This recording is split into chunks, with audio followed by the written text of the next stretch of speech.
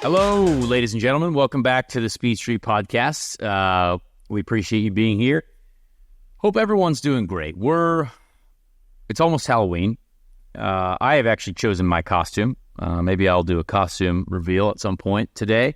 But there is a lot of motor racing going on around the world, except for us in IndyCar, which again, we have apparently committed to this schedule of being done by, early September, which again, hey, it's a decision that's above me. But yeah, Formula One, the U.S. Grand Prix was in Austin, Texas. That was a big one. NASCAR was in Las Vegas. And again, I love watching racing. I'm watching racing all the time and catching up on Formula One because I'm going to be commentating again at the Las Vegas Formula One race. The track PA commentary. I'll be like the Alan Bestwick of the track broadcast, like Alan Bestwick is at the Indianapolis Motor Speedway. And I'm excited about that. But there's a little bit of IndyCar news from last week, and I spoke to young Colton Herta about it, but they were testing in Iowa. So Colton and Pato were testing at Iowa, which again is because that race was bad.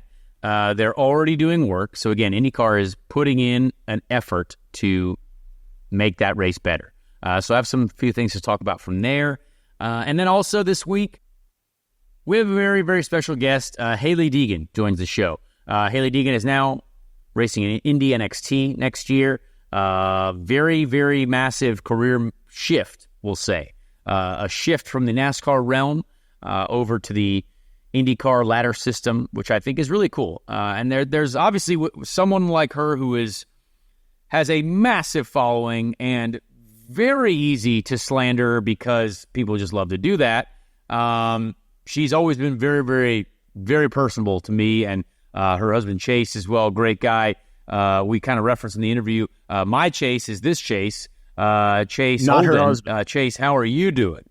I'm doing great. It's great to see the fenders are coming off for Hailie. I'll say that much. Yep, there you go. And for me, it's been a great week. I didn't watch any F1. I did keep up with my guy. I don't know him personally, but Valtteri Bottas. I'm kind of a fan of him. He's kind of a wild boy. He had some pretty cool swag out there in Austin, so that was good to see. He was riding his Harley to the race. Race. He did it like a true American. And coming from there, I watched the Las Vegas NASCAR race. Joey Logano once again showing why he should at least attempt one Formula Drift race. Doing donuts was cool. And I went to an alligator farm. I took my wife and my son to an alligator farm, and we got to see a lot of alligators. Wow. Big conservation effort going on right here in Louisiana, basically in the backyard. So my wife, pretty much, she was traumatized. My son and I had a great time. We enjoyed it. We held baby alligators, and that's how my weekend was. That's what we did. That sounds awesome. I actually am kind of very interested in holding a baby alligator. That would be crazy. You should come down. We need animals, all the animals. My girlfriend, I put out something on Threads, and I don't know if everyone else feels the same way about this, but my girlfriend wants a pet raccoon, goat, fox, donkey, otter, dog, and a baby cow, and maybe even a bear cub. So I feel like that's normal. Is that normal for a lot of folks out there? Please let me know. And I support her in this quest. I do. But is that similar to your family? Does your wife want all the animals? No, not really. It's way more of like my mother-in-law. She basically has a zoo. Okay, there you go. She has a lot of dogs. She's big at adopting dogs. That's good. That's about it. But we have one dog, and I think that's about how it should stay. Yeah, all right. Well, hey, one dog is good because that's more dogs than me, and I want a lot of dogs. So that's fair. There you go. Aside from discovering what animals we'd all like in our lives, I went to a wedding this weekend. I went to a wedding where a certain IndyCar driver was the chaplain or the reverend, the ordained minister. Pope Alexander the Rossi was in full garb. He was in full reading of the notes and doing the it really ceremonies. Threw me for a loop. Yeah. because I saw that photo and I'm like, that is not Alexander Rossi. Like as a wedding, what do they call it? The officiating adjudicator? What I don't know the officiator, the ordained officiant, minister. He was an ordained referee. Minister. Yeah. He was the wedding referee, which I honestly think Alex felt a lot of pressure. And this is one of our dearest friends, my friend Steven, and his now wife Laura. Great people. Steven's always at the racetrack, supporting us very, very fervently. I don't know if that's the right word. Passionately.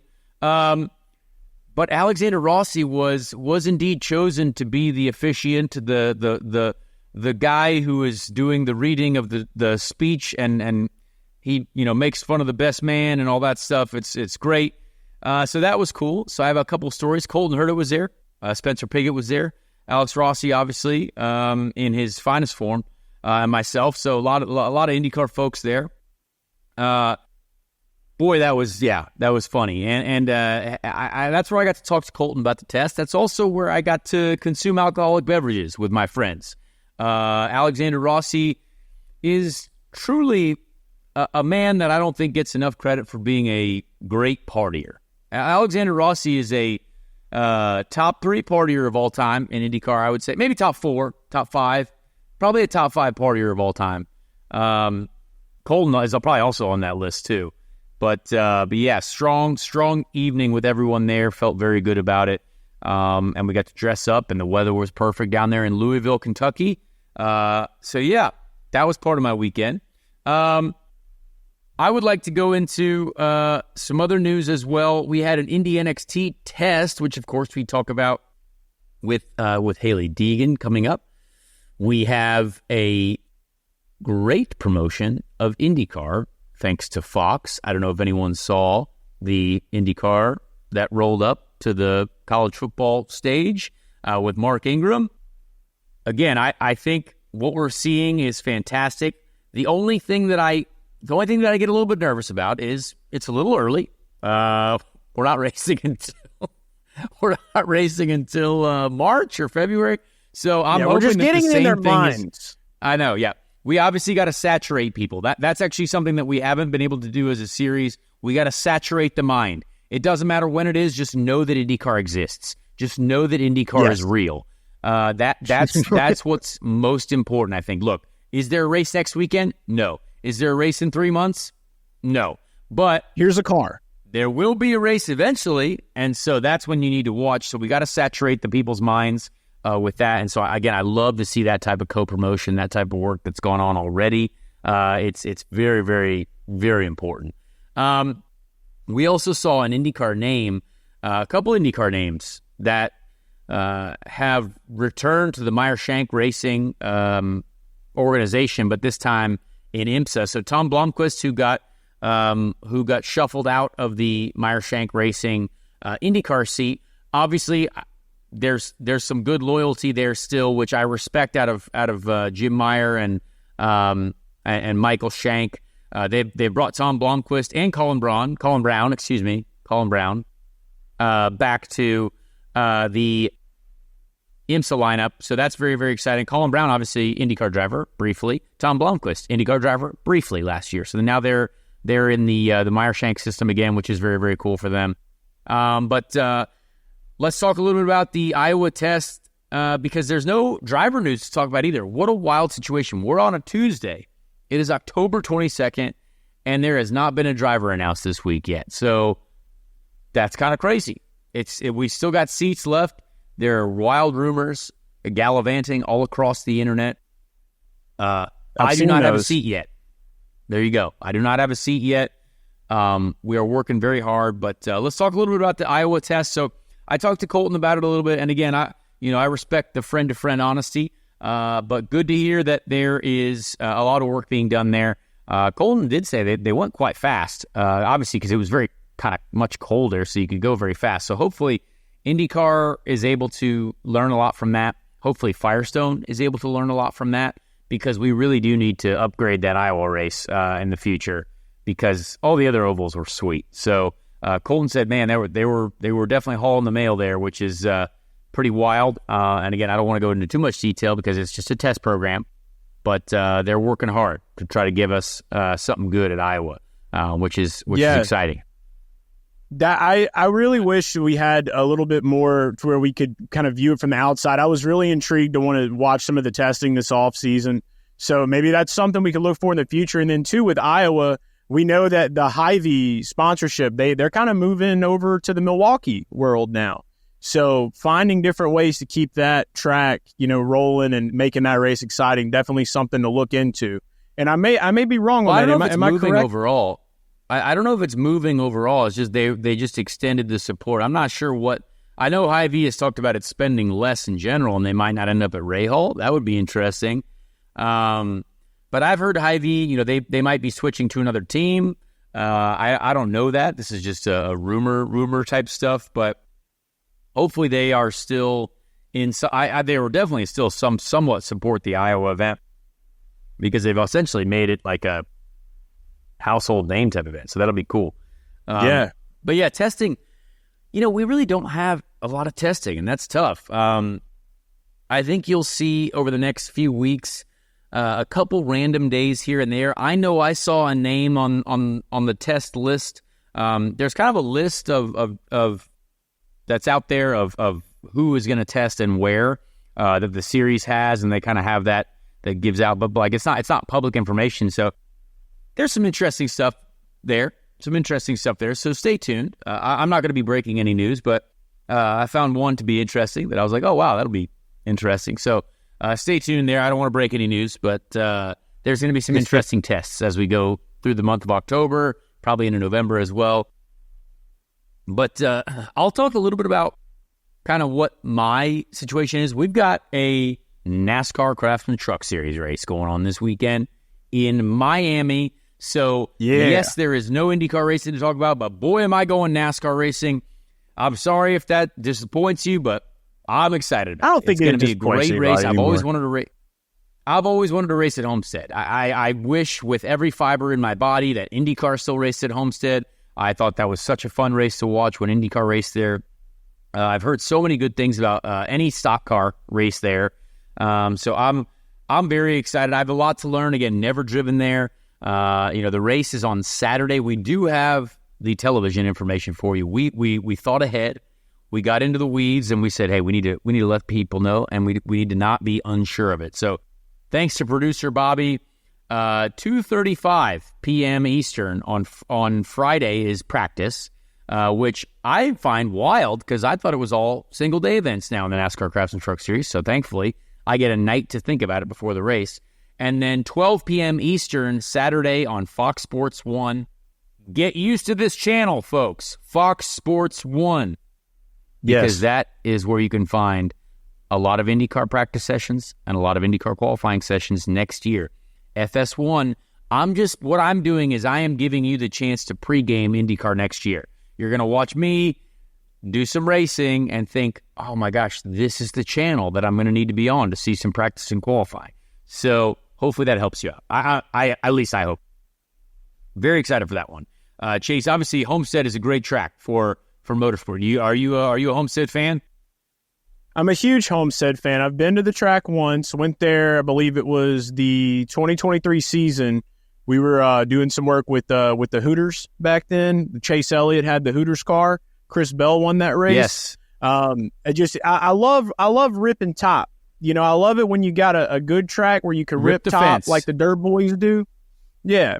And so that Homestead is really kind of like that. So, I mean, I know you're not going to be in the Cup race, but I would just say, definitely get up by that wall. If you're by the wall, dude, you're going to go far. Yeah, I'm excited for it. It's a whole new experience for me. And I asked Hailie Deegan a little bit about it. She's maybe not as big of a fan of the track as I expected. I am excited to feel what it's like. It'll be something that I hope that we find a little bit more of a balance in the truck. The Kansas truck, I really struggled with the balance of it, doing a lot of different things. And when a car does multiple things handling wise, that's the hardest car to drive. So hopefully if there's a problem with the car, it's just one problem and not like loose in, push in the center, loose off. It's just one thing. So we'll see. The team is, I'm sure, doing a lot of work on it. I've got a new crew chief for this weekend, who will be different from the last race. So we'll have someone new to work with there. But yeah, still excited about the Polka Dot Chevrolet number 44. Same truck as in Kansas. So if you watch that race, you'll be able to find us, the number 44. And I'll also very excited to go to the Inter Miami football game as well, soccer game, football for the Europeans. But yeah, going to the Inter Miami soccer game, because Polka Dot is also partnered with Inter Miami, so that'll be really cool. Get to experience a little bit of a soccer game on the Friday night before the race on Saturday. And yeah, very, very excited about that one. So a lot of stuff going on all across the motorsport world. And one thing I wanted to talk about when it comes to my program still is, like, I don't think people realize how difficult trying to find, like, the support is. It's a real challenge. Like, when I look at my emails and I look at my, day-to-day phone calls, like, to give you a perspective about what we have to do, right? It's like right now, you have to find a certain dollar amount to be even handed over an opportunity to have a contract. And at the moment, I think that's it's really the same for anyone at the JHR team. Right? I've only been contacted by JHR. No other teams are in the running. I'm not surprised, but I don't want to be anywhere else. I want to be at JHR as well. Now, if Bobby Rahal called me, I would certainly have that conversation. But I don't think that conversation is going to happen. I don't think that's coming to me. But JHR, there's they want to run 2 cars at a race-winning type level, and that takes a certain amount of budget. Now, Brad Hollinger is with them as well, who is a great supporter of them, and there's some support from him, but it's going to take something financially to end up in there. And even if they were to be like, well, we want you, Connor, anyway. Well, if I had no budget, well, that means that I have no room to get paid, but I also have there's no room for them to do as much development as they like. They need to go to the wind tunnel. As we mentioned, like, they've not been to the wind tunnel at all as a team. And that is, far different than what a lot of other teams are doing. I mean, even Dreyer Reinbold has been to the wind tunnel multiple times over the last, couple of years. So, we are trying to the best of our ability every day, both me and my manager. I say we because me and my manager, Andrew, like, we're every day, it's like, I'm going to call this person. I had, 2 meetings last week with different companies locally here in Indiana, trying to figure out, okay, how do I piece this together? Is it $500,000 here, $500,000 there? Does it need to be $2 million here, $1 million there? And the difficult part about this process is that the initial conversation is very easy to have, because a lot of people are like, yeah, that seems cool, but it's very difficult to actually get folks to fully go through and write the check. So it's all I'm doing is building these, proposals, building these ideas, these situations where, hey, this is going to be worth it for us. And let me tell you what, folks, it is very difficult. It is, and I feel like I've done a pretty good job over the last really 5-6 years with raising money. I mean, I'm not a guy who is being hired to do this racing stuff. I was at Juncos, but I wasn't, paid to do that. I was like, they needed someone and I was there. So, I just show up and get to stay in hotels and get my gas covered. Right. So it's stuff like that, to where, this sport is not for those who want to give up very easily, but I am so this opportunity for me, when I go into every one of these meetings, I'm like, guys, this is the most important opportunity for me in my career that I think I've had, since the beginning. And I don't want to let it go to waste. And you try to pull the emotional side as much as the, hey, IndyCar, investing in IndyCar as a sport, I believe does make sense, more so than it has. I believe the charter model is something that is important. I think the Fox deal is very exciting for folks. I think our schedule is good and getting better. But it is something that, what if all these conversations actually end up being no's? Like, hey, we can't actually spend any money. Then you're left on the sideline. And that's truly how it's going to be. There is only one way forward, and I hope that either the team or myself were able to pull together the support and make it happen. But boy, it is every day trying to create a new opportunity for a new group of folks that are willing to take conversations with me, and it's a tough game.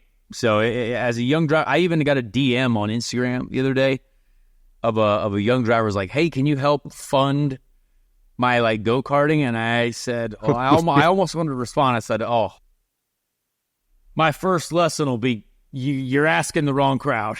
Like, that is a really tough one to try to answer, because it's like, dude, if race car drivers are still painted as these wildly successful money like just systems, I mean, maybe some are. Formula One drivers certainly are. And there are several IndyCar drivers who are doing well, but goodness gracious, it is not the same from top to bottom. So, or throughout the field. So I felt bad for that person having to say, "Hey, I'd like you to sponsor me." I'm like, my brother, I am just trying to pay my mortgage. So it's I would love to at some point in my life be able to support young racing drivers, because I think that would be a really satisfying experience to be like, "Hey, I know how hard this is because I've tried to fight for every dollar to get this support going, but not today is not that day." So that's what we got going on. Chase, I know you don't watch any Formula One, and I haven't watched a ton of Formula One this year, but there was a big controversy at COTA about track limits, and I wanted to touch on it briefly because I enjoyed the race at Austin, Texas. I was enjoying watching it. I thought the Lando Norris versus Max Verstappen battle, I was very much enjoying that. I thought that was two racing drivers who are extremely talented, and watching Lando actually drive in the dirty air of Max Verstappen's car, there's something about watching him drive that, sadly, only if you're a racing driver, you'll probably know this, but the way Lando places his car in the dirty air of Max Verstappen, which, again, dirty air in a Formula One car is massive. I mean, those cars produce so much downforce. There's so much air coming off those things that it's absurd. But you watching Lando place his car to try to get an eventual run on Max Verstappen was really satisfying as a racing driver. It was like, you know what, he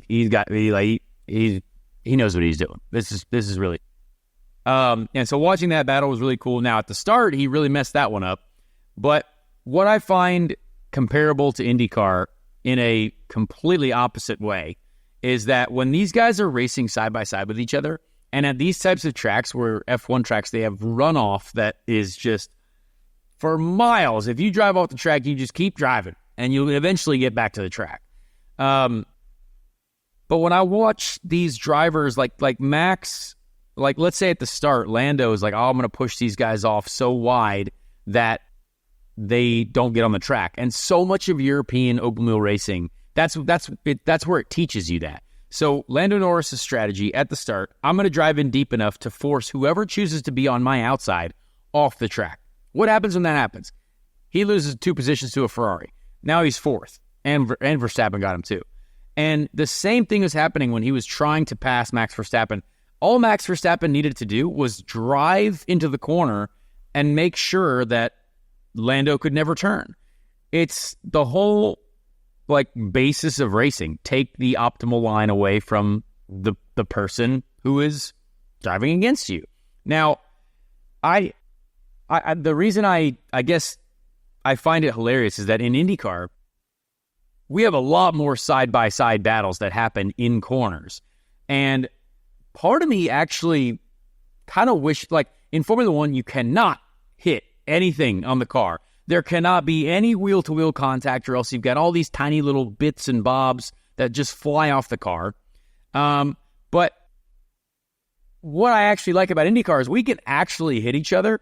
And when we actually hit each other, it's because someone on the outside is trying to stay side by side. And I that's why I love our racing so much more. But I almost feel like sometimes the Formula One guys could learn something like, hey, you don't actually have to force that guy all the way wide. It can actually still be a great race, and you could still end up being in a good spot if you don't just drive off the track to make sure the other guy next to you drives off the track. So it was a fascinating situation because you see it so often in Formula One. You track position is so important, obviously. Once the Ferraris got in the lead, they never, no one ever passed them. And there's something about IndyCar racing. Our cars are built a lot more tough. You can rub doors a little bit. And I'm sad to see that in F1 that it ends up being down to the stewards, because it's like, oh, well, Lando got a 5-second penalty because he had to go off the track to pass. It's like, yeah, but Max was not going to turn left until he forced Lando off the track. And Lando can't continue to turn because he doesn't want to knock any pieces off of his vehicle. So I just, if that were an IndyCar race, I would have, if I'm on the outside, I'm turning left, right? I'm turning left. I don't care if we bang wheels because I know that my car is built tough. But it's just one of those things that I look at it and I'm like, it's the track limits thing is such an annoying situation. But you are taught from day one in racing, like you got to block the inside, because if that person tries to hang on the outside, you force them off track.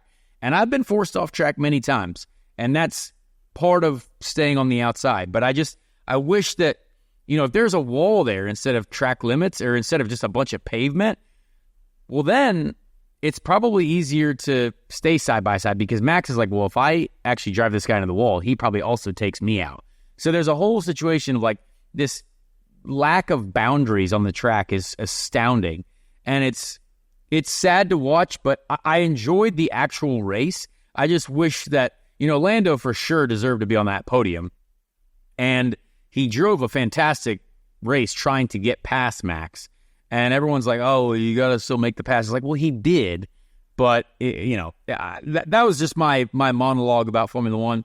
My dad even tweeted about it. James Hinchcliffe was tweeting about it, putting things out there about it. The track limits thing is such a shame, but I enjoyed watching the race between Lando and Max. So again, shout out to IndyCar for having tough cars to race with. That's what we like. We like a little bit of door-to-door action. They always say the FIA is going to FIA, Yeah, exactly. It's true. So I will be watching Vegas, though. I do want to say there you go. That you even though Vegas. I don't like that, the F1 Vegas race was really competitive last year. I did watch that one. It was a good race. Be tuned in, and I'm at this point with it now to where we're winding down towards the end of the season. We're going to have our last few NASCAR races coming up. I just want to watch racing. So that's true. This is around the time where I do begin to watch some F1. And you still see that NASCAR, you look at their ratings again, and people are like, oh, you're going up against the NFL. Dude, almost 3 million people are watching NASCAR still on the week. Yeah. People want to watch racing in the fall. I don't know how we haven't understood that yet, but maybe I do understand that if we have to go up against F1 and NASCAR and the NFL, that's probably where we die. But I don't know. If we start to take back some of the motorsport racing audience, maybe we have the ability to do it. But until then, you still see millions of people watching both working F1. On it. I'll say that. Yeah, they're watching both F1, they're watching NASCAR, and NFL is still on. So I just find that to be an interesting sports television comparison. So anyway, we will. I think that's it. I think that's all I had. Let me check my notes before we get to the Hailie Deegan interview, because I'm not sure what else is going. Oh yeah, this really quick. I wanted to talk about this Nitro Cross, a series that I raced in. Obviously, we talked about that. If you're a longtime listener to this show, Travis Pastrana and Dana White's Rallycross series. They announced that they're canceling all their events the rest of the year. So that is very sad. I don't know what happened there. I text Travis, and I feel very bad for him, because boy, Travis puts his heart and soul into everything, and I really enjoyed being a part of that series with Dry Reinbold. That's where our relationship started, even before I got to do the Indy 500 with them. And that's really sad. Motorsport's hard, and the business of it is very hard. I would have thought with the Dana White investment that was going to go well. Maybe it was just poorly managed. I'm not entirely sure. I don't know. But Travis, I feel bad for Travis, because he put his whole heart and soul into that series. They seem to have a lot of really cool events. They even had some chats with NASCAR. So So there must be something else that's going on there, because to all of a sudden see that series just go away. I was even technically scheduled to do another race with Polka Dot and Nitrocross at some point. It probably would have been in January or so, but that's obviously now not happening. So, yeah, hate to see that for Nitrocross. I enjoyed my time there and jumping cars and learning about rally racing. So, shout out to the Nitrocross folks, everyone who worked in that series. We appreciate you guys. Yeah, we'll see what happens there. I'm curious to learn more about that in the future. So with that, let's get to Hailie Deegan. Great interview with Hailie. She was, I think that there's a lot in this interview that I hope people will enjoy and just give a chance to listen to and just know that this is a human being who is going racing, trying, learning and working on something new. And she's, she's always been incredibly kind and personable to me and us as well as a show. So here's Hailie Deegan. All right, folks, this week we have a very, very special guest. And a lot of folks would have probably thought this would have been a NASCAR-related guest as of a few weeks ago. But this is a race car driver who has done a lot of racing in a short amount of time, but also probably her entire life as well. A very successful racing driver doing it for the ladies out there. Hailie Deegan is with us, who is now an Indy NXT race car driver. She has made the switch, the NASCAR side to the open wheel side, which is a very difficult transition. As I've tried to go the other way, that is also very hard. But Hailie, we appreciate you being here. How are you doing? How's life? Thank you. I'm doing good. Pretty good. Getting ready for our next test already. So definitely very busy. Yeah, so you're with HMD Motorsports, obviously a very large team in the Indy NXT series. And I think this announcement, I would say, caught a lot of people by surprise. But I saw you at a couple IndyCar races towards the end of the season, interacting and hanging out. And I think everyone was like, oh, what's going on here? Maybe you're just on an adventure to check out some more racing. Who knows? And here we are, you're officially announced and you're kind of making the switch. So what have the last, I guess, couple weeks been like? I mean, when did you decide this is exactly what I want to do? So honestly, about, I would say 2 weeks after I stopped racing Xfinity. Sorry, my dog was in the background squeaking his toy. Right. We love dogs on this show. Yeah. As you can tell, he's in the background, but it's a beautiful photo. Yeah. About 2 weeks after I stopped on the Xfinity side, I was really I didn't really linger very much. I was like, okay, what's next? What are we working towards next? Let's make our goals. What are we looking like budget-wise? And by we, I mean me and Chase. And what are we looking sponsor budget-wise? How are we looking for different options? And just kind of seeing and weighing out the pros and cons of everything. And that's when I was like, you know what? I feel like I'm decent friends with a few guys in the IndyCar scene and people that used to race IndyCar. And I kind of was just poking around, talking a little bit, a few people that I grew up go-karting with and just kind of asking and at questions and just seeing it out. And I'm like, you know what? Let's go to the IndyCar race at Iowa. Let's go check it out. Why not? And just kind of see what it was all about. And when we started weighing out me as a driver, my pros and cons, my best qualities in my driving are I like high grip stuff. I like tracks you're wide open a lot at. I love road courses. Besides this past year, some of my best runs have been on road courses and best overall, best qualifyings and all that. So the IMSA stuff on top of that, I did good on that side. And so I was like, man, maybe we should really look at this avenue. That's really interesting. I love that, actually. That's very cool. I mean, as a driver, we all do the same thing, right? As soon as something ends, you're like, well, what do we get into next? I'm the same way. I mean, my career has been all over the place. I've been in and out of a ton of different things, but you're always like, well, what do we get to next? What's next on the list? When you got to Iowa, what was the reception like there? Because obviously I was there too. I didn't race the first one. Then all of a sudden I was racing the second one. So I was trying to be I was just hanging out as well. But did you enjoy that experience? Did you kind of, when was the last time you'd been to an open wheel weekend before that, actually, as well?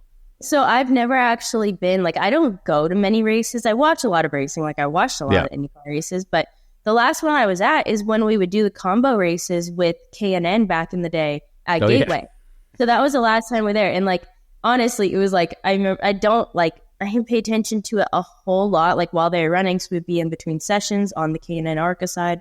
And so I didn't, like, get around it a whole lot. I met a few people, but not, like, a bunch. And so I never really, like, went to one of the races as a fan. Like, and so that's something that I really wanted to do. It's hard to watch racing as a driver, too. Like, it is hard. You want to be a part of it. Like, when you're there. It's really hard to watch racing at the track. Because I'm like, I can't see anything. Like, I like watching on TV. I feel like every time there's something that happens, I miss it. Because I'm, like, the late one to look at it.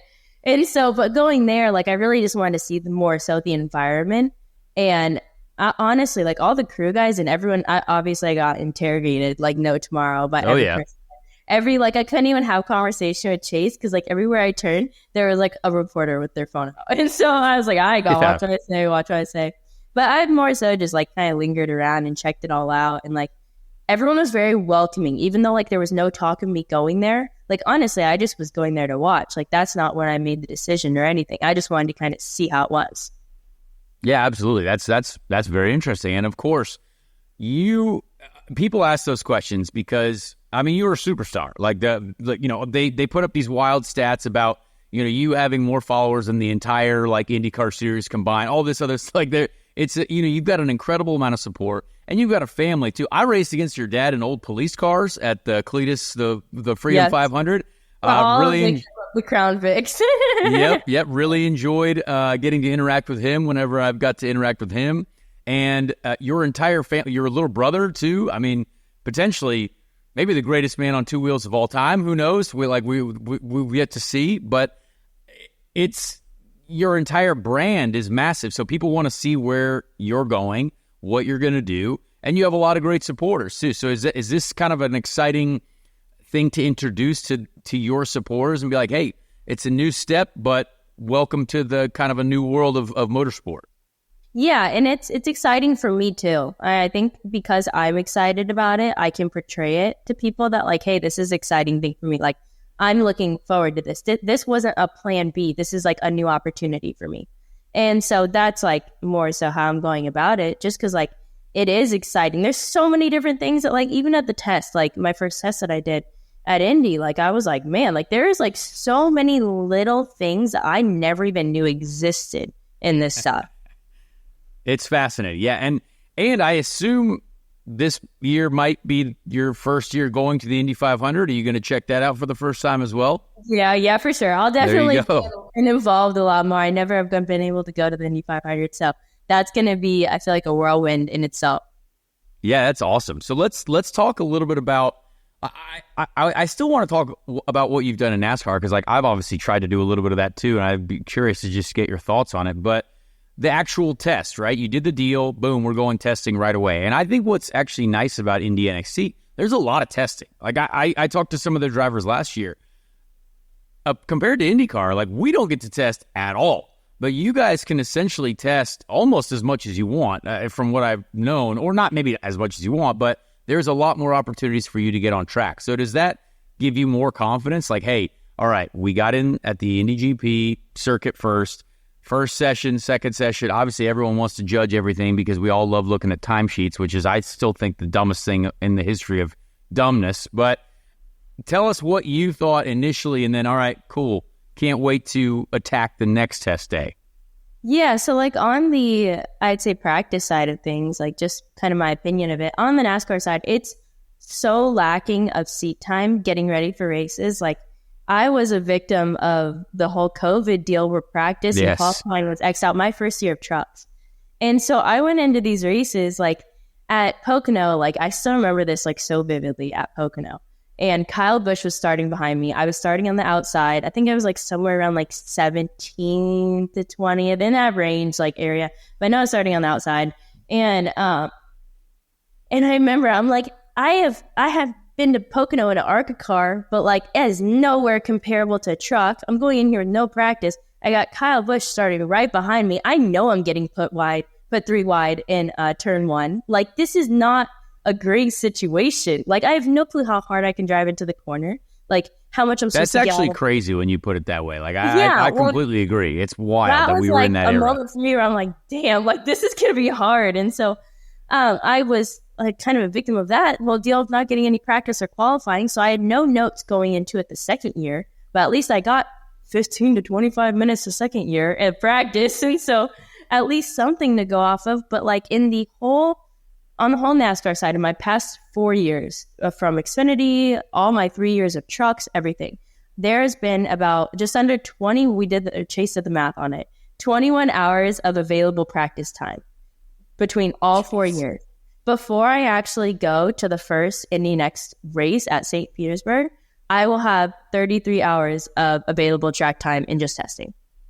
I love the stats. I love stats. I love a bit of numbers. If you put it in that perspective, the amount of seat time I'm going to get before the first race, and like I'm a seat time fiend. Like I love being able to go out there, test and practice, try different things. I hate trying things in race situations. Like, I want to do it while we're practicing. I want to see what works, what doesn't.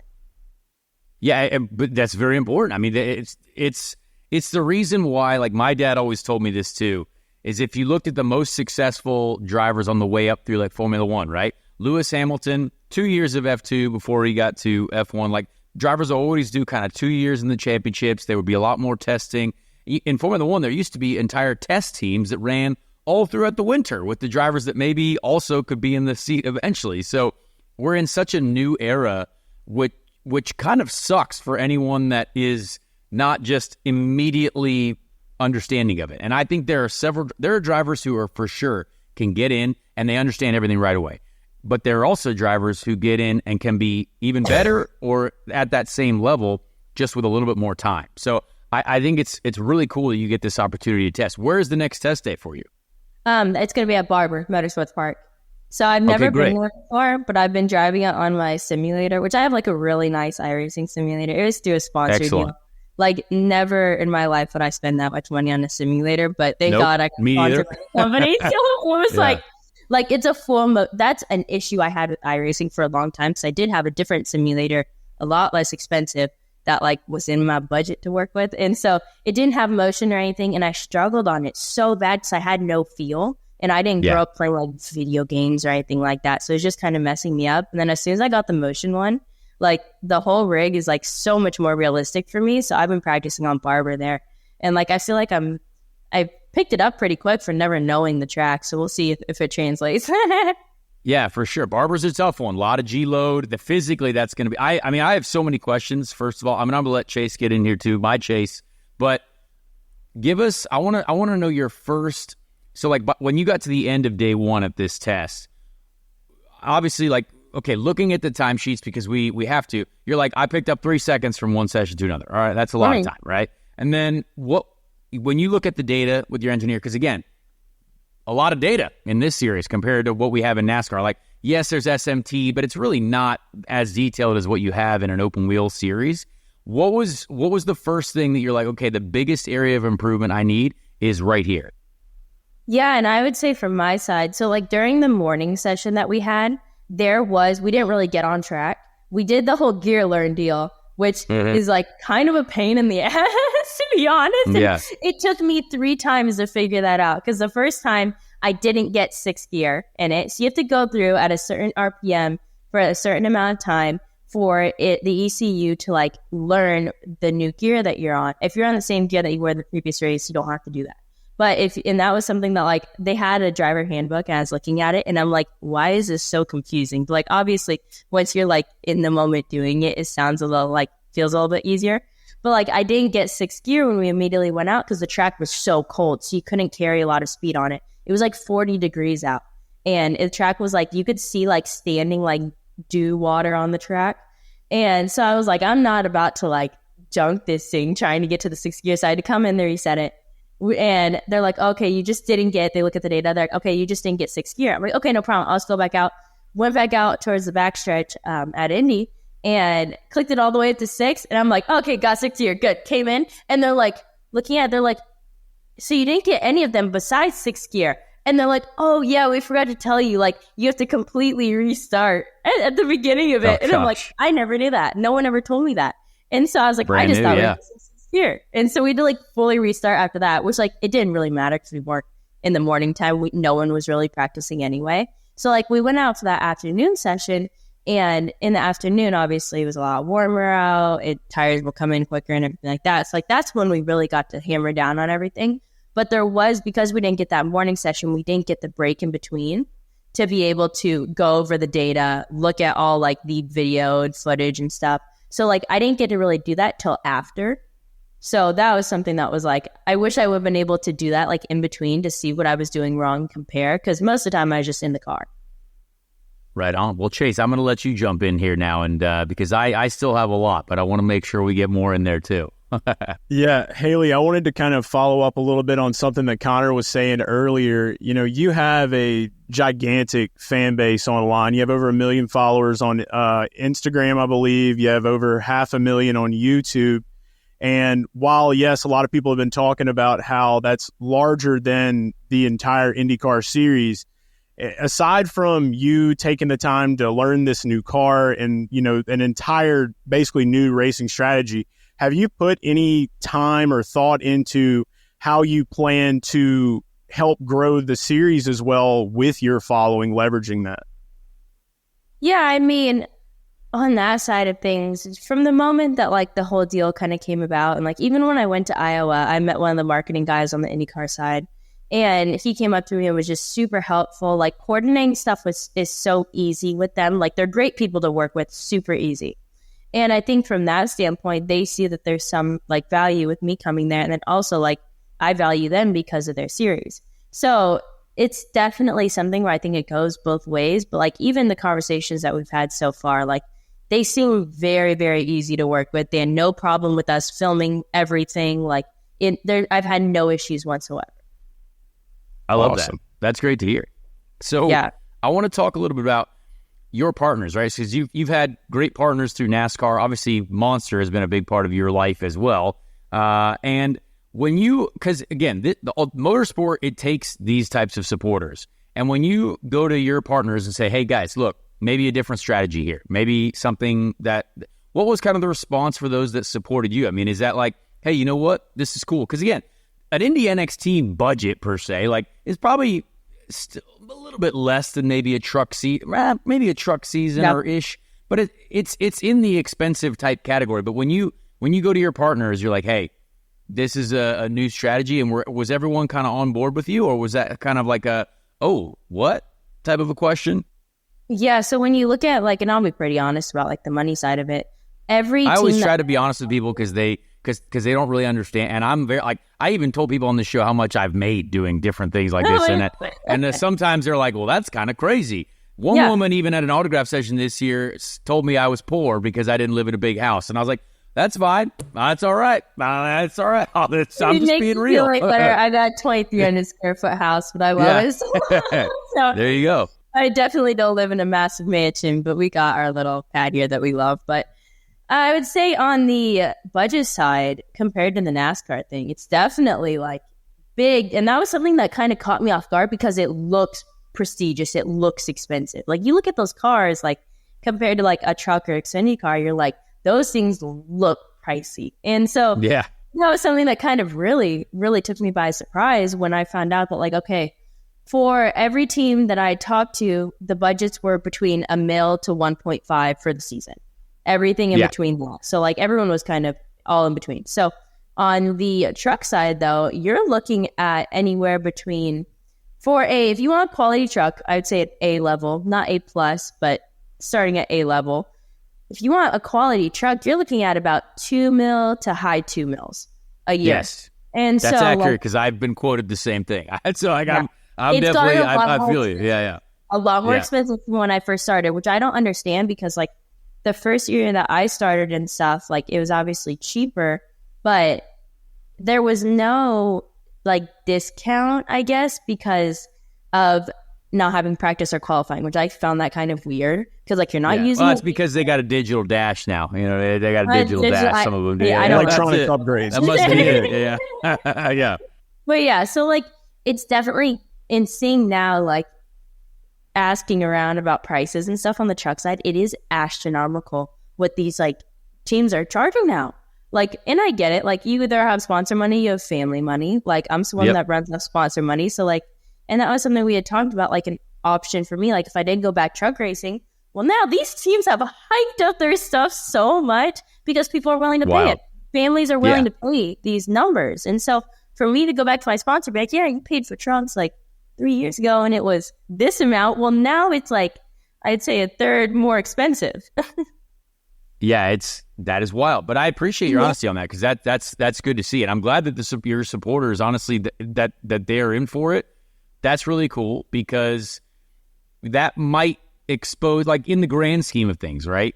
We know that NASCAR is bigger than IndyCar. Like, we know, we get it. The Indy 500 obviously is its own thing. That's, massive. But we want the NTT IndyCar Series and Indy NXT to be on a level to where it's like, hey, that's also going to attract major partners. The Monster Energies are going to be very excited about being on both sides of the fence, right? So it's cool that companies like that are still very supportive of that. I respect that. Is that something that do you see IndyCar on the rise? Like, do you see it as a very underutilized series right now, and maybe potential to grow massively? I think for sure. I think there's so much I feel like they do right from a management side and working with drivers on the marketing side that, like, I've witnessed already, that, like, you're going to have to get some people in there to show a little more personality and stuff. But I've seen a few teams that do a really great job of that, which I think overall helps the series no matter what. And I think sometimes a lot of it can be held in the driver's hands too. Of and course. So I think that helps out a lot with that side. But I think on the IndyCar, like, what they do, I think that they're definitely, like, I've seen, and I don't know if it's just because I've been paying attention to it more, like, because I am racing there now. But I feel like I've seen, like, a good amount of growth, like, throughout, like, the last year or so with it. But I think when you start being able to work with people, like, and sanctioning bodies like them, and be able to show them on the marketing side, and they see things that I do, I see things that they do, ways to make it better, like, you can utilize all of that. I love that. So I want to talk a little bit more about the car too, right? So braking, probably very different for you. Using that level of downforce, probably very different.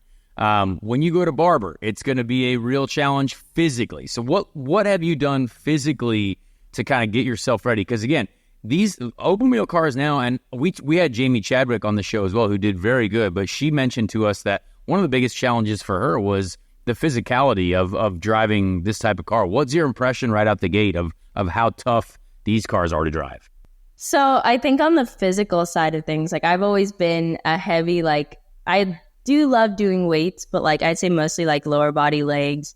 I did quite a bit of cardio my whole life, but, like, I love fitness. It's been a part of me for as long as I can remember. So I have never really trained my upper body, just because, like, I don't know, I feel like I never really needed it for NASCAR, just because it wasn't, like, that physical. Like, yeah, it was hot, but, like, it didn't take anything, like, physically really out of me strength wise. And so power steering is great. Yeah, so, like, power steering is nice. And so I never really did anything upper body, because I was like, man, like, I got, like, genetically big arms already from my dad. Like, he is naturally, like, massive arms. And so, like, I was like, I don't want my arms like too big for no reason. But now, like, seeing on the IndyCar side, like, I do love doing arm workouts, but, like, I just haven't. So, like, I don't want to get too, like, jacked looking. And so that's something that I actually now have really, like, learned to love it. Especially, like, the past couple months when I was knowing I was going to go down this route, I've been definitely training my upper body a lot more compared to anything in the past. So that's something that I've been working on myself. But, like, even on the testing for the first time side, the physical side, I didn't feel like by the end of the day that, like, I was like, wow, there's no way I can do this. Like, I think it's something that I definitely is harder, like, than the NASCAR stuff, way harder, but it's not something that's unfeasible. Well, that's good. That's good to hear. And then speaking of Jamie Chadwick, like, obviously she's been quite strong in this series. Have you talked to Jamie Chadwick about what she experienced in Indy NXT?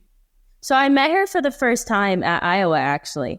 Okay, and, nice. I got to talk to her about it a little bit, and we didn't talk a whole lot, but met for the first time. I feel like because of social media, when you follow each other and stuff, you feel like you almost know someone without actually meeting them in person. And I think everyone is a victim of that at some point. But we got to talking. She was talking about the physical side, how she's upped her training and stuff this year and how much it's helped her. And it was cool to hear that because we were kind of the same exact size, height wise, kind of similar builds. And so it's cool to see that okay, training's working for you and it's helping you. That's really awesome to see it pay off.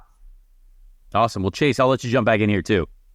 Yeah, Hailie, so obviously I followed a lot of your NASCAR career when I did a lot of NASCAR stuff, and watching that, going through that entire experience for the years that you did, what I guess the best way to put this is, what is maybe one thing that you learned through that journey that you're going to be able to bring in to the Indy NXT that is going to make you just an overall better driver and a better competitor?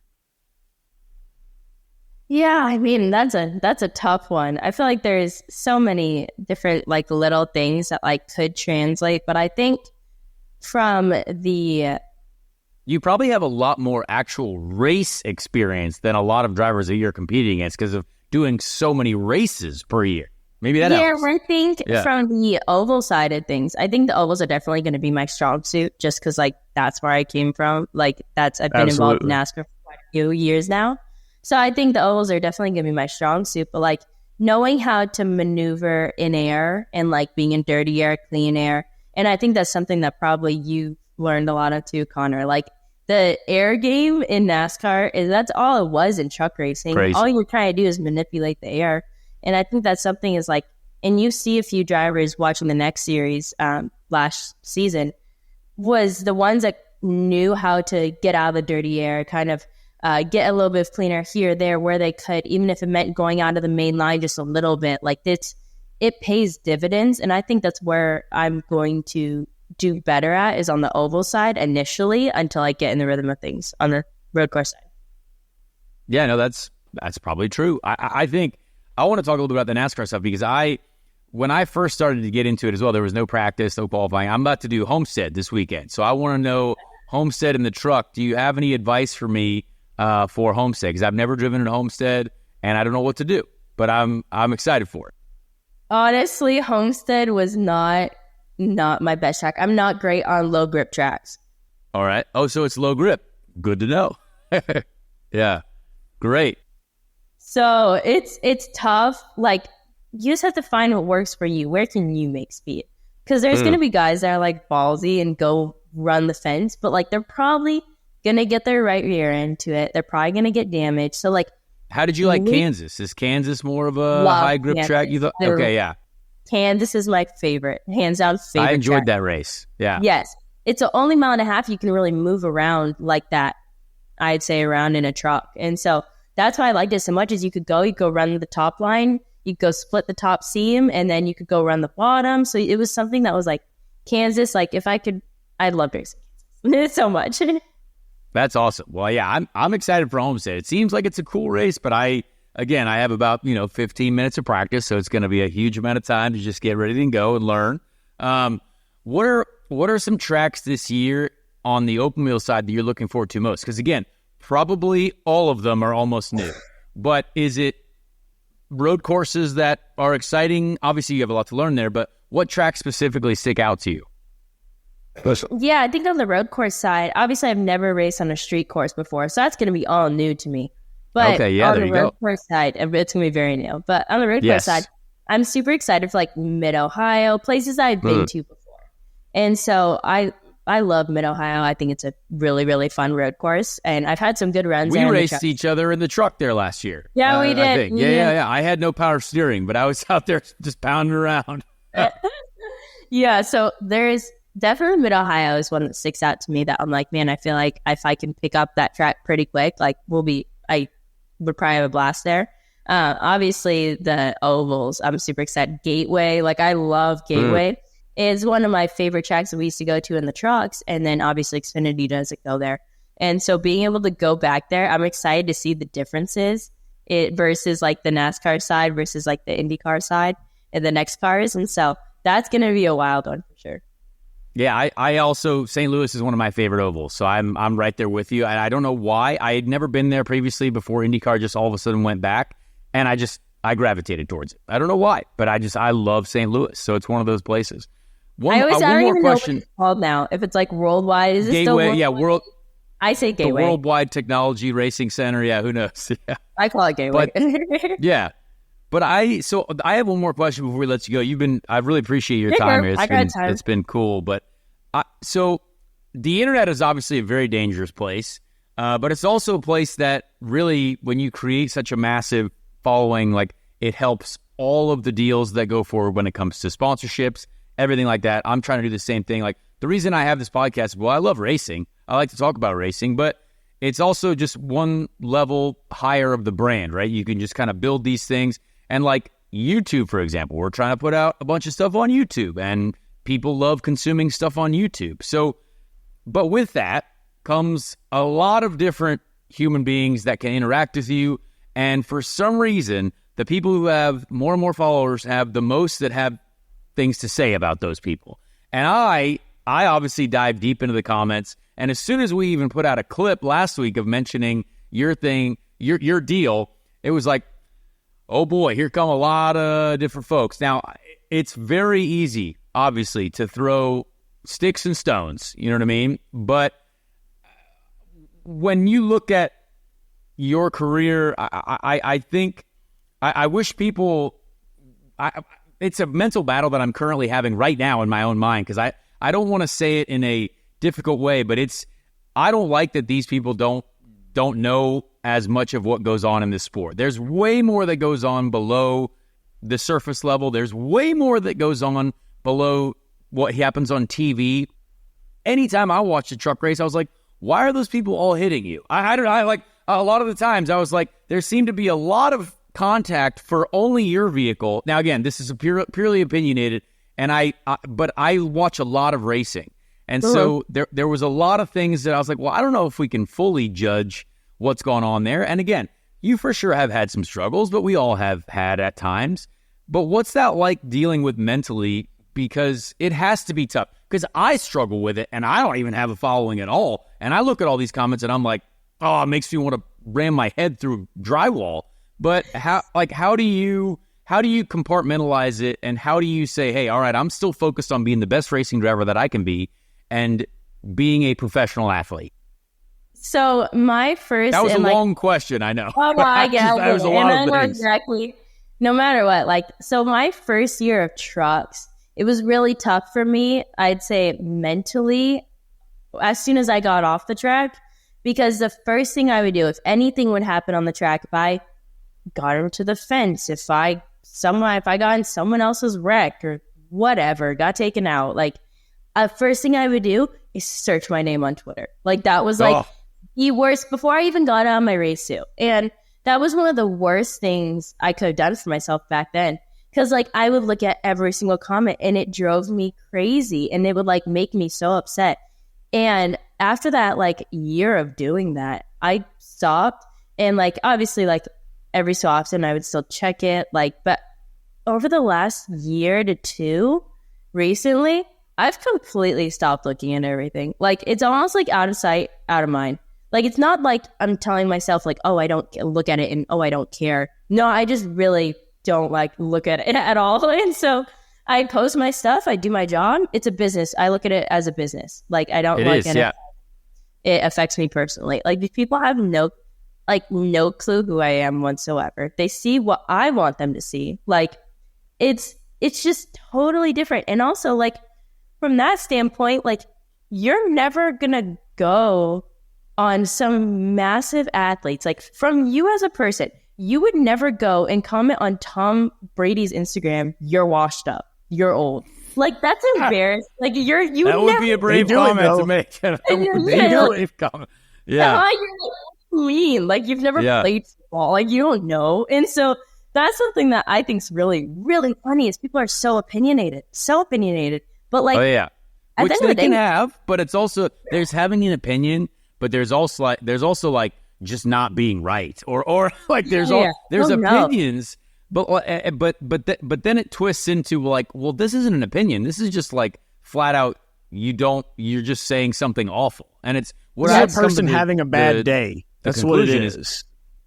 Yeah, but it's so much easier to throw stones and it's so much easier to do that because what you are doing and what we are able to do, we are very lucky to do what we do for sure. And there are a lot of people who obviously would want the same opportunities that we have been able to have.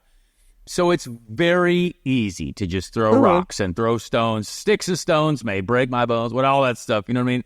But words will never hurt me. That's not true, actually. Words are painful. But it's one of those things that I think I've learned, and I respect you for honestly still showing up and giving it your all, because it's hard. It's hard to deal with that stuff. It really is. It is. And even after the first test that I did last week, first of all, I've never heard of some of the things I gotta learn about this car. I've never betted brakes before. I've never done the gear learn stuff before. I didn't know that the track could be too cold for you to go on.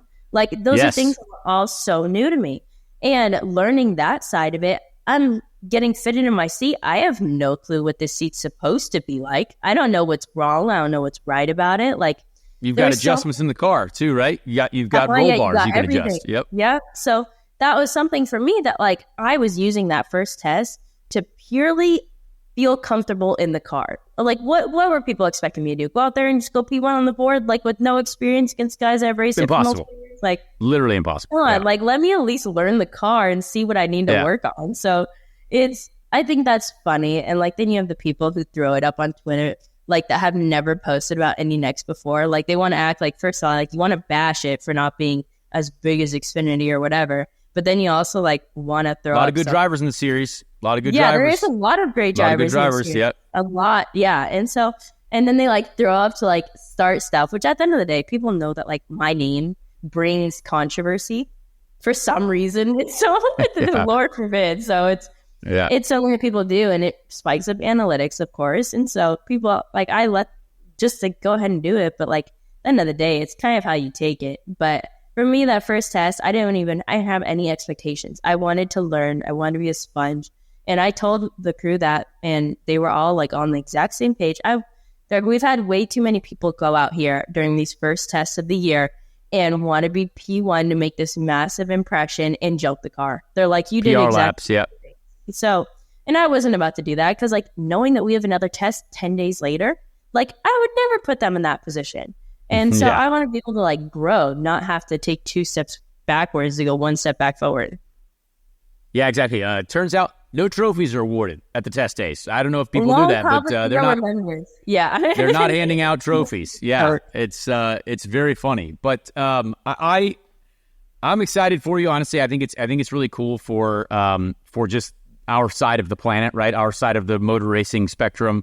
I think it's a great thing. And honestly, I hope people give you the chance to learn. I hope, I told you, I was I hope this is right out the gate. You're looking at this as 2 years at least, because there's so much you can learn. And again, there's actually not a ton of races. There's 16, 17 races. I know in IndyCar, there's still not even a lot of races, but that is impossible to learn everything you need to learn about a whole new craft in 1 year.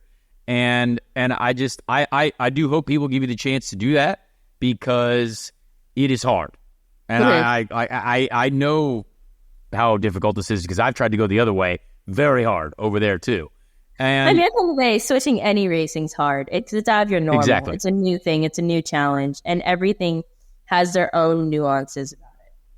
One last question before we let you go: Have there been any IndyCar guys or any IndyCar folks who's been reached out to try to help or been offer some assistance? Have there been any guys in the series or any folks that have been hey, if you need anything? Because I know we've hung out with Marco Andretti before out there in PA.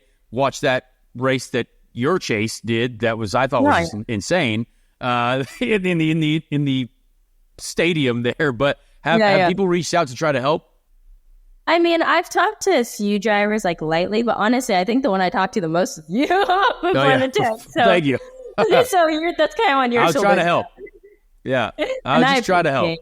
Yeah, and I'm kind of treading lightly right now. I don't want to force anyone to hey, I need help. Give me all the information you have. So I kind of just am doing my thing and learning as I go. And that's the nice side of having the data and a lot of teammates at HMD is that you can utilize so many resources. And so that's why I'm really relying on the most. I love that. Well, Chase, I'll let you get one more in here, and then we'll let Hailie get back to her day. Yeah, I guess just kind of following up on the side of help. I mean, have you been helping yourself? You doing any iRacing, or have you been doing any simulation work? A lot. A lot.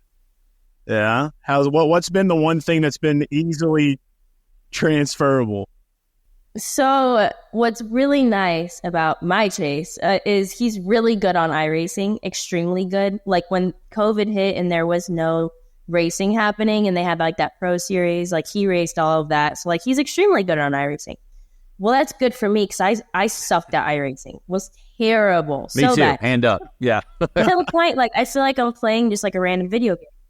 And I couldn't utilize it for anything. But now on the open wheel side, I feel like it's so much more realistic from that standpoint. And maybe it's just the fact that you're on a road course compared to an oval. But for me, I had no feel on the oval side in the stock car playing iRacing. So that was like, from my side, it helped me a lot when I did make the move over because I started playing a bunch of iRacing. And got pretty comfortable. And I definitely I made Chase go on my simulator, set a fast time, and then my goal is to chase it down. And then we go through, we pull the data, pull the telemetry, and we compare. That, okay, you're all the way out of the gas here. Oh, you're actually still in it. You're using more brake initially, but trailing off quicker. So, we definitely have been using a lot of iRacing. But, you won't see it on my main iRacing account, I guess. I got a fake iRacing account. Not fake. Nice. Good. Yeah, we got a burner. Yeah, we got a burner iRacing. Yeah. No. I get frustrated. So, people would just... That. I know. Every time I get in a race with my real account, people literally would just talk the whole time to the point where it's annoying. And I couldn't drive. And actually hear the car. And then I would just get drunk first lap. Oh, and so I was like, I email my people at iRacing and I'm like, hey, can you help me out? Yeah. So no one knows my other iRacing account. But it's very funny. I love that. I don't know what my fake iRacing name would be, but it would be awesome. I don't know what if mine, so that's even better. Is that they made it so I think would be good. Rodney Dangerfield. That's going to be my fake iRacing name. Rodney Dangerfield. It'd be like, wait, whoa, what? Yeah. That would be awesome. Well, Hailie, we appreciate you. Excited to see what you can do this year and just enjoy the experience. Honestly, just something new. I think that's really cool. We're a very small YouTube channel. We're going to try to get to where your YouTube channel is, but I appreciate it. That will take a lot of time. So we're going to get there. We appreciate your support. And honestly, this community, the Speed Street listeners, they've been great folks. So hopefully you feel some love from them. A lot of great open wheel fans in our community. And also, if you want a sticker, I got a sticker right here. So we hand out stickers every weekend. Thank you so much for being on the show. Yeah, no problem at all. I really appreciate it. Well, we thank Hailie for being a part of the show. That definitely... a longer interview than normal, but I really enjoyed hearing her thoughts on things, her perspective, and it's tough. I mean, I was asking her about some of the some of the online stuff is that's a challenging one, but we gotta it's important to talk about, and excited to see what she can do this year. And again, I'm always giving people a chance.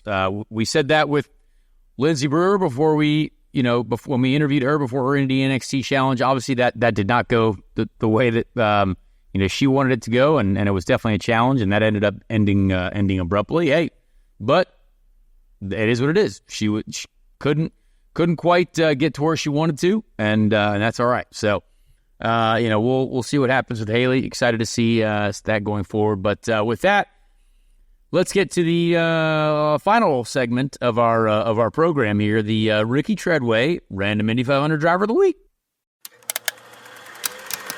The greatest event of its kind that's ever been run on. Let's meet the drivers.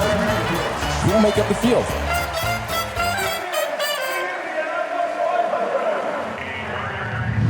And this week, we went to the 1967 Indy 500.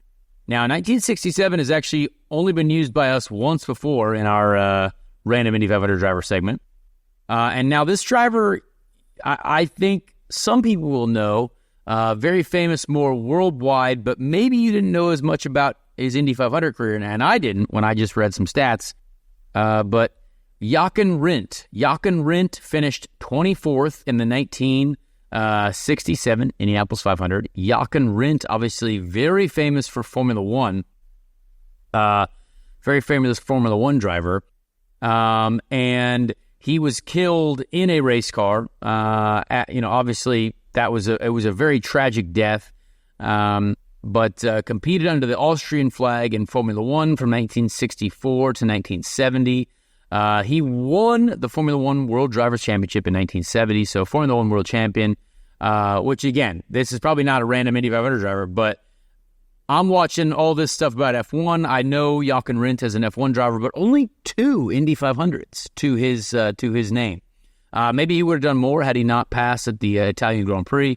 But interestingly enough, Jochen remains the only driver to have won the World Drivers' Championship posthumously. So following his death at the Italian Grand Prix, he won 6 Grand Prix across 7 seasons in endurance racing. Jochen Rindt won the 24 Hours of Le Mans in 1965 with NART. Jochen Rindt, we know a lot about his Formula One career. Very, very tragic death at the Italian Grand Prix. But I scrolled down a lot on the Wikipedia page to get to Indy 500 stats. And only 2 Indy 500. So 1967, started 32nd, finished 24th. 1968, started 16th, finished 32nd. So interesting to know that Jochen Rindt, obviously very successful Formula One driver, but only 2 Indy 500s for Jochen Rindt. Again, very sad, tragic death. Very, very successful in the Formula One World Championship back in a day of just complete psychos and some of the most talented folks probably around. But Jochen Rindt. So there you go. We learn more about his Indy 500 career, which is very, very exciting. With that, we'll end the show. But please tune into Homestead, Miami this weekend. Very, very excited about racing in the NASCAR Craftsman Truck Series. We're going to be giving it our all. It's going to be fine. It's going to be fun. Polka Dot Chevrolet for Nice Motorsports. Can't wait to get out there. So we'll see what happens the rest of this week. Obviously, there are probably going to be IndyCar news as soon as we drop this show, but hopefully not. Hopefully they wait till next week so we can talk about it. But until next week, we'll talk to you. We'll talk to you later. See you guys. Thank you for listening to the Speed Street Podcast.